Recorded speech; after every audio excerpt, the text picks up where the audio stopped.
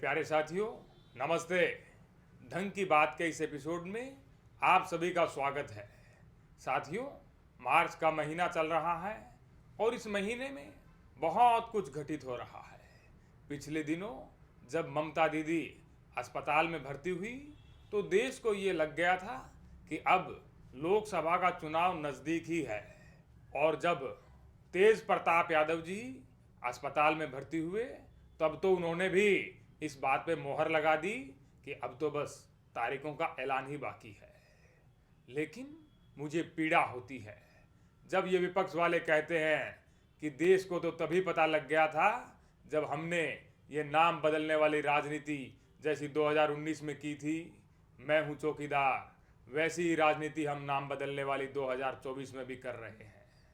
साथियों, मैं हूँ मोदी का परिवार, मैं हूँ चौकीदार, ये केवल मोदी के शब्द नहीं हैं, ये तो विपक्ष वालों के ही दिए हुए हैं। और पूरे देश को पता है कि मोदी का परिवार पूरा देश है। अब जब चुनावी चर्चा ज़्यादा हो रही है तो ये इलेक्टोरल बॉन्ड को लेकर के आ गए हैं। पूरे देश में इलेक्टोरल बॉन्ड को लेकर के हंगामा मचा हुआ है। मैंने 2019 में और 2014 में भी जब मैं प्रधानमंत्री बना था ये कहा था, ये भाजपा तो मेरी माँ है। क्या माँ की सेवा करना, क्या ये गलत बात है? क्या माँ की सेवा बिना बॉन्ड के हो सकती है क्या? प्यारे साथियों, माँ की सेवा के लिए बॉन्ड की जरूरत होती है। परिवार, पूरा देश मेरा परिवार है और परिवार की सेवा के लिए वोट की जरूरत होती है। बॉन्ड फॉर माँ, bond for Bhajpa, vote for Modi, vote for India, vote for परिवार। और इसलिए मैं तो यही कहूँगा, SBI state bank of India, EBI electoral bond for India. साथियों, पूरा देश मेरा परिवार है और परिवार को बढ़ाने के लिए सबसे पहले इसी बॉन्ड की आवश्यकता होती है। माँ की सेवा के बाद देश की सेवा भी तो जरूरी है। ये पूरे देश को पता है कि बॉन्ड अगर इससे कोई परिवार का सदस्य नहीं मानता है तो फिर हमें SBI के बाद CBI, ED का भी सहारा लेना पड़ता है। तब जाकर के परिवार का कुनबा बढ़ता है। और साथियों, परिवार का कुनबा बढ़ा भी है।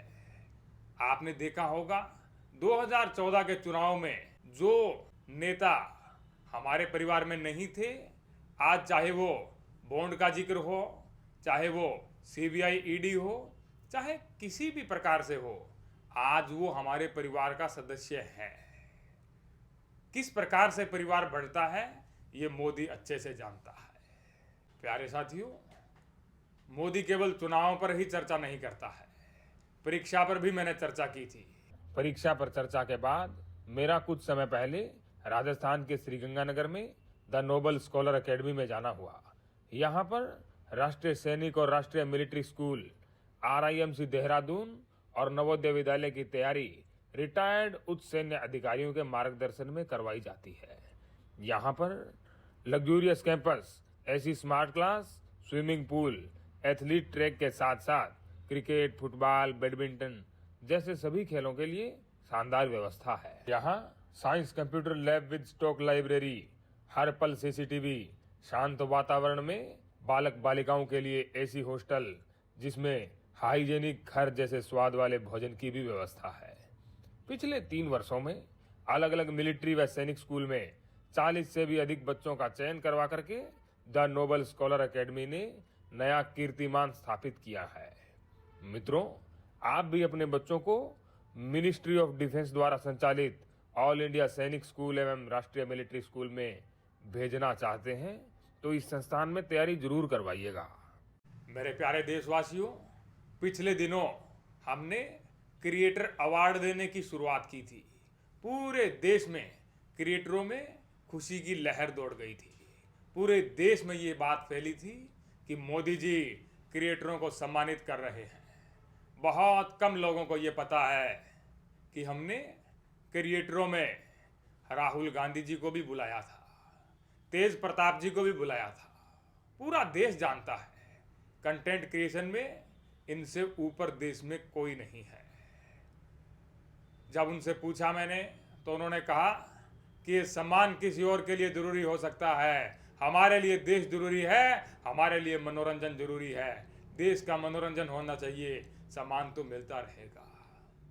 प्यारे साथियों, उनको भी हम किसी न किसी प्रकार से सम्मान ज़रूर देंगे। लेकिन पूरा देश ये भी कह रहा था कि मोदी जी, आप भी तो कंटेंट क्रिएटर हैं, आप भी तो कंटेंट बनाते हैं, आपके भी तो हर दिन वायरल होते हैं, तो आपको अवार्ड क्यों नहीं मिला?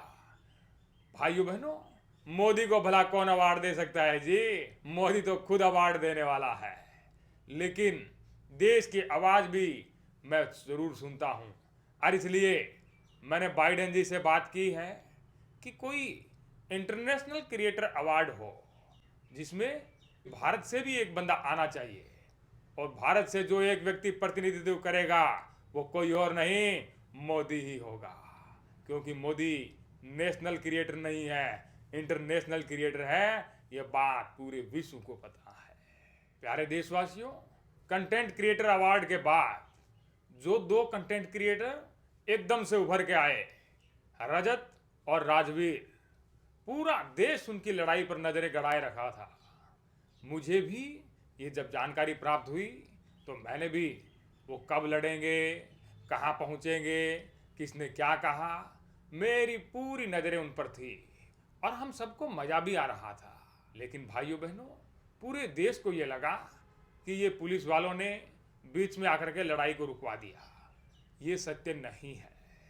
दरअसल मेरी उस दिन 2 जगह रैली थी और वो समय में मैं वो लड़ाई देख नहीं पाता था, और इसलिए मैंने किसी न किसी प्रकार से उस समय के लिए वो जो भी उनकी लड़ाई होनी थी वो थोड़ी देर के लिए रुकवा दी थी। क्योंकि युद्ध रुकवाने में मोदी से ऊपर कोई है क्या?